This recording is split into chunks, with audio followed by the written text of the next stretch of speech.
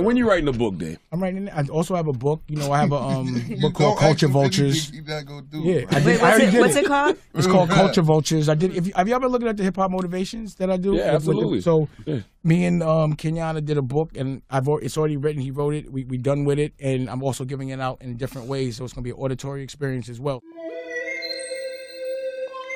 It's a series. The Fashion Game. Culture Vultures, the book. In business, Dame is a guy that's worn many hats.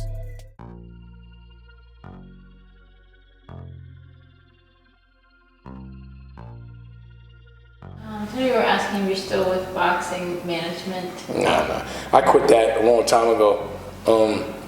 I love boxing too much to hate it. Because when you do business, you start to hate.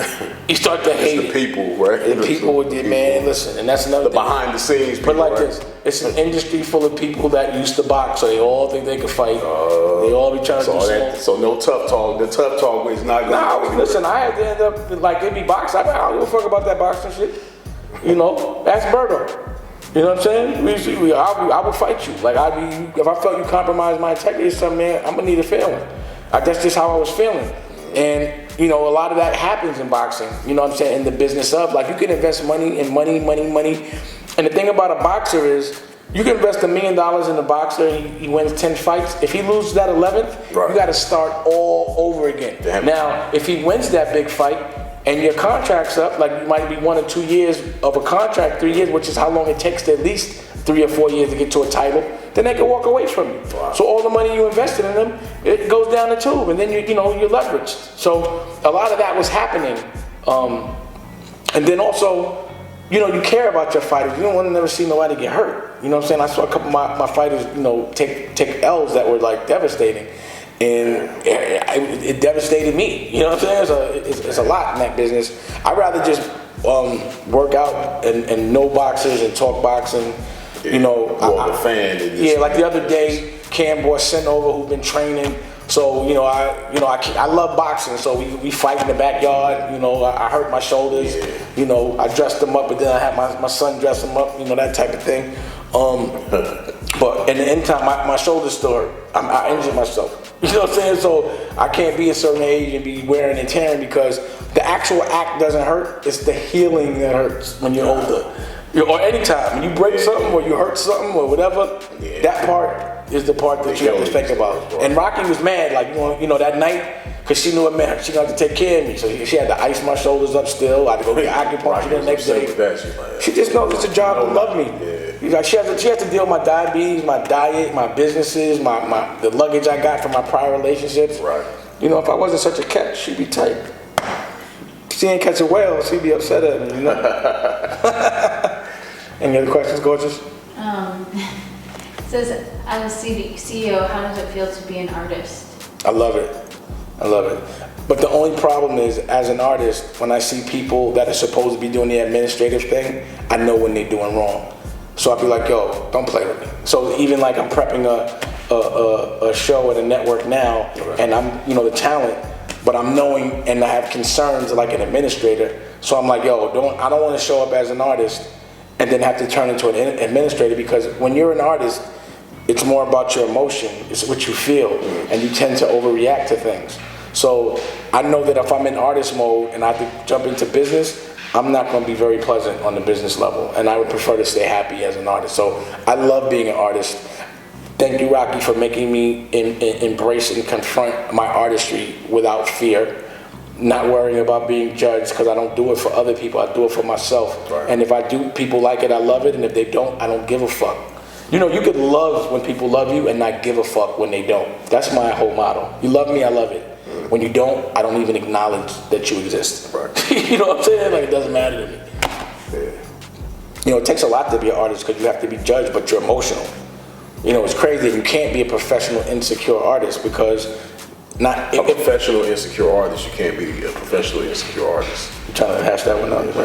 You like that was another good point? Professional insecure artist. Even practice saying it. Right then, Like you know, bouncing ball. Rocky does that too, though. When I be talking, I say No, something. because I'm like, I say some the way fly you shit. said, the way you just said She that. start rehearsing it. The nigga rehearsed it, so when he say it, it sound like he came from it. Hashtag that. Yeah. Yeah. You know, because you're gonna get judged. And if 1 million people love you and 10,000 hate you, whose voice you think is gonna be the loudest? The ones that hate you. So you have to learn to be like, I don't care. The people that love you usually don't speak on it so much. You don't even read comments. I remember you telling me you don't. Yeah, not really. Sometimes I do if I'm curious, but I laugh at him. If I catch you dissing me in my joint, you're getting blocked. Because you ain't gonna come in my house and diss me. You know what I'm saying? It's just, don't be here then. Change the channel. Right. But you're not gonna come out. But I don't care about the thing. Sometimes I may be curious, so I put something up, I'll look at the reaction. But most of the time I don't look, you know. Yeah. But if there is something negative and I see it, you gotta get out my house. My page is my house. Right. You know what I'm saying? And why should you be on there anyway if you got If you don't like me, then you only there to be, trying to give me negative energy. Get up out of here. Give somebody else that energy. Give it to yourself. It's a lot of marks hiding behind their little avatars, man. You know. So, Yeah, that's all they are. They're skid mark. Exactly. Skid stain. You know what I'm saying? I don't care about none of that. Any more questions? We're gonna wrap it up. You got one? Yes, ma'am. Yes, we do. What industry business ventures do you wish you didn't pass upon?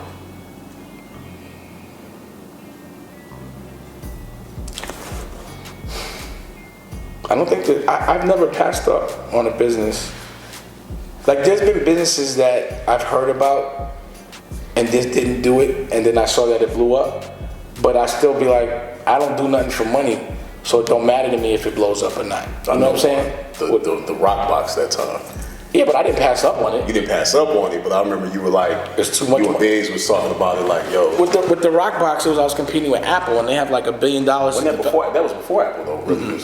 I was right at the same time. It was before Apple turned into a phone. Okay. But when they had Right. iPods, Right. or those players, every time it takes money to develop stuff. So every time I would develop it, a new innovation would already happen. So like when people have more money to develop than you do, you can't keep up. You know, my thing was, gambling. it was It's like just shooting simple. dice. It was simple. And you know what's crazy is so many ideas that I had back then, everyone's doing now. So I watch people that are in sports management now, did that. Fashion, did that. Liquor, did that. Movies, did that. I did it years ago. You know, I've been recently revisiting Death of a Dynasty, and I'm looking at how many people back then were not on that are on now. Like a Rashida Jones or a Kevin Hart, you know, or Eben Morse who's on Girls and HBO. I'm like, God damn, even the white people, I gave them their first start. Yeah. You know what I'm saying? So it's not about the business being successful that would bother me. It's about if I see somebody having so much fun that I wish that I could have had that much fun. Right.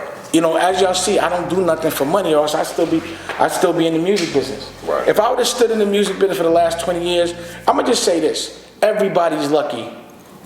Whoever thinks they're my competitor, you're lucky I stepped down. Because I would run music if I was in it. I know that. You know what I'm saying? It was too easy for me 10 years ago. It'd be too easy for me now. I let y'all breathe. It's more than I'm just saying. Yeah. Basically, all the things that I was saying back then that people thought I was crazy, they're all doing it now. Every one of them. And I know that I'm just bubonic when it comes to that. You know what I'm saying? I let motherfuckers live. They should be happy that I did that. But I just didn't enjoy it anymore. I did it. I don't enjoy it. I'm not gonna do nothing I don't enjoy. I will never do nothing I don't enjoy. Did you pass on Nelly or something like that? Back in I didn't pass on them Biggs. Oh, Biggs, okay. Well, it was Nelly, it was that album where he blew my up. man Trell from 40th Street. Yeah.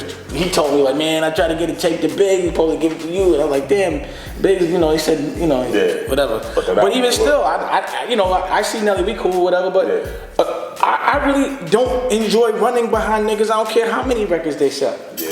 You know what I'm saying? Like, I'm not running behind Jay or Kanye or anybody that's rolling because I don't enjoy them. But I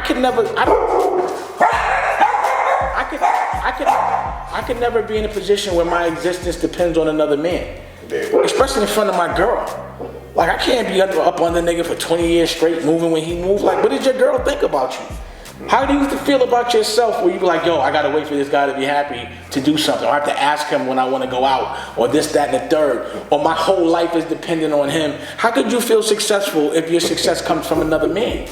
You always make stuff sound like so heinous and hard shit. Was like, It's true. I gotta wait on him to go out. Like I can't go anywhere until I find out if I can leave. No, you know, I can't get in the club unless Right. I'm with that man. Right. Or I'm known as a nigga friend. Like I would never want that in my life. Right. You know what I'm saying? So I have a different standard for myself, I think, than most. I don't know why. I don't think it's odd. It seems normal. But I'm never gonna do something that I don't like for money. And I know that if I did, God would punish me. You know what I'm saying? Like, but as it relates to the music business, I don't think nobody would be able to keep up with me if I was in it. But I don't enjoy running behind other dudes. I don't want to be around a bunch of dudes. I can't have my children around a bunch of, especially my daughters. Not at this point in your life at all. And no parts of it. You know what I'm saying? But I definitely think I eased up on everybody's neck, and they should be happy I did. And I gave them things to copy. Because I see everybody doing what I was doing before. But I was doing it 10, 15 years ago. But, you know, whatever. I hope they have fun. You know what I mean? Absolutely. Any more questions? Let's wrap it up. No questions, Rocky? I mean, there's always some. Nothing you like? No, there's some I like. They just get lost in feed. All right, one more question and we out, because he had to go. I just want to challenge her to see if she can get a question. Somebody wants to know how they can submit scripts and stuff. They have a story on the Tiffany jewelry. Ball and info. I mean, yeah, you can send it to Kenyatta. Send it to ballinginfo@gmail.com. Ballinginfo@gmail.com. And I'll send it over. And where can people buy your tuxedo? Right now, we're getting that together as we speak. They're not. I found the one that I was looking for. What's the Which one is question? it? It said, this person's funny. Dame, you're a legend. Why'd you do Nori like that? Oh, No. well, the thing about Nori is That was funny. he doesn't like taking losses, and he's the drink champ, I guess. Supposedly that's the show. Great show. But I know Nori, you know, I've been battling him. I do this, I drink. So all around the world, we've had drink contests, not just with him. I have drink contests with a lot of people. Right. But then, like, I started to smoke, so I don't really drink that much anymore. It makes me crazy. You know what I'm saying? Y'all know, y'all seen Big Pimpin'. That's me when I'm drunk. I don't know who that Champagne Dame. He's a completely different guy. And I can hold my liquor. You know, it's gonna take. There's only a couple people I know that could really knock me down. And I, you know, on the drink champs, he wanted to start asking questions while we drink. He ended up on his ear. He came over to the crib. We talked about some other stuff. The same. And then he wanted to drink. And, you know, his wife is there. I'm not going to do that to him in front of his wife, you know. And she's saying, like, I'm telling her, like, I won't do it. Like, stop. But he wants to keep drinking. And he just ended up, you know, oblivious again. It's just going to keep happening off the Dusko. The Dusko is dangerous. Potent. But big shout out to the drink champs and Nori and everybody with it, DJ F and all that.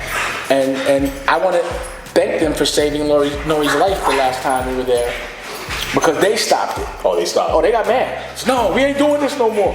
He's about to hurt himself. Like, let him drink some more. He wants to drink. No, and he's like, you know how he gets. So yeah, that happened. Yo, this is Kenyatta with Hip Hop Motivation. First of all, I want to tell everybody out there, thank you for liking, commenting, and subscribing to our YouTube page. And if you haven't liked, commented, or subscribed to our YouTube page, make sure you do so. Stay in tune. We have a lot more to come. Peace. Deciding from thoughts of being sick and tired of something, starting something, or admiring something can be the emotions that fuel change. Because write this down. Emotion leads to passion, passion leads to action, and action leads to results. Word up. Question: what's the number one killer of dreams? If you said fear, you're wrong. Fear is on the list, but it's not the number one killer. The number one killer of dreams is comfort. The comfort of a good paying job or in an active relationship can seduce us for many years into the rhythm of accepting things without making any moves to change, further numbing us into a state of zombie-like passiveness. Write this down. Passiveness will cause your dreams to pass you by.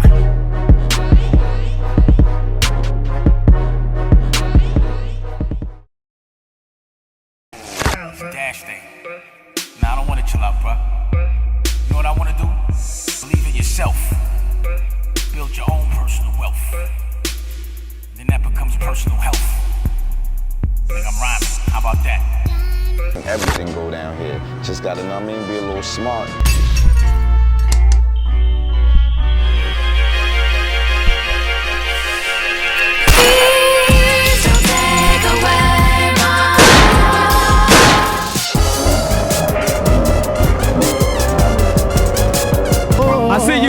right now. I was in my groove. Yeah. Ooh. I started daydreaming. I started thinking about something. I'm a musician. Yeah, exactly. I like to spend all kinds of money. Like the dollar, like the euro, like the pound, like the franc pause, like the yen.